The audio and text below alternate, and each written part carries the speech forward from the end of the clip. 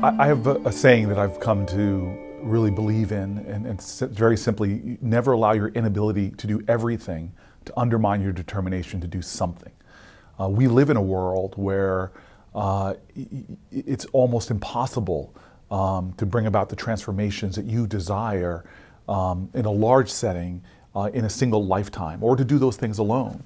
And you almost have to surrender to that understanding, but yet work as if you could transform the world, have that kind of passion still animate you. And so it's definitely difficult. There was definitely times in my career that I've felt a sense of overwhelm about the challenges.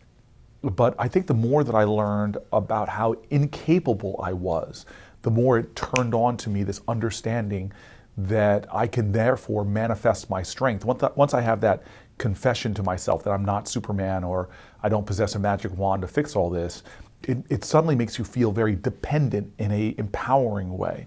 And I went through these periods of my life where I had these ahas, like, well, wait a minute, I don't have to do it all myself. In fact, I can find coalitions with others that we can do more. In fact, I found out that the uncommon coalitions create uncommon change. And probably one of the best things, times this happened to me, was at a time where I really was broken, where I felt the weakest, the most vulnerable. It was the beginning of my political career.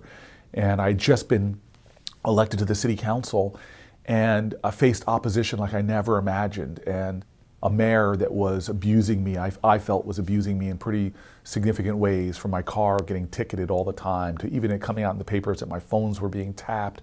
I couldn't get anything passed in the legislature, and the pressure on me was mounting to do something about the problems in the ward I represented.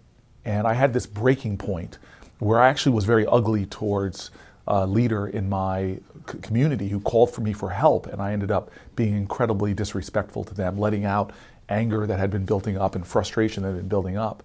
But thanks to the wisdom of another person who, in a very funny way, said she had presented herself as if she had the solutions to my problems.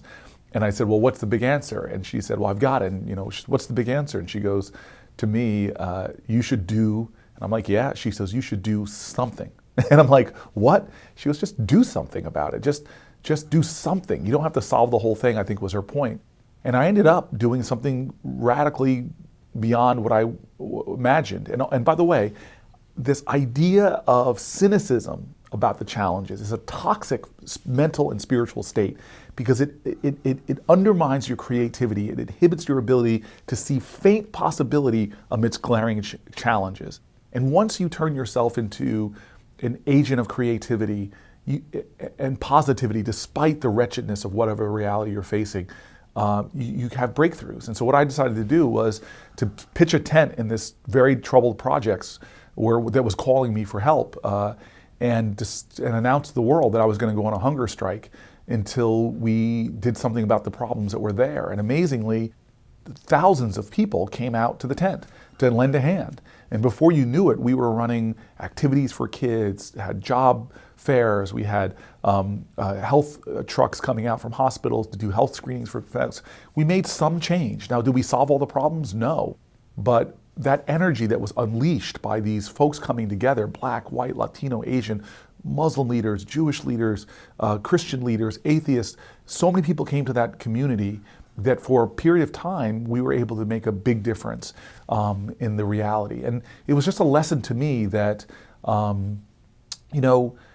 individually we're beautiful people, we're so weak. I always say we're like snowflakes, so fragile. But if you've been in a blizzard in the Northeast, you know that when those snowflakes, fragile, small, come together, they can make a big impact. And that's what I've learned, one of the most important lessons I've learned in my journey.